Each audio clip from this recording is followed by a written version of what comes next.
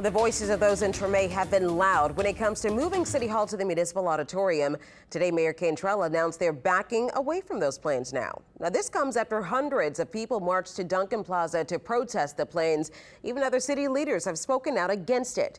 Cantrell has backed off those plans, but says that the Municipal Auditorium still needs to be fixed, which a lot of people can agree on. Now, to get federal funding for the repairs, the city has to hire project managers and engineers for the rehabilitation this year. She added that those in the community deserve to have their voices heard.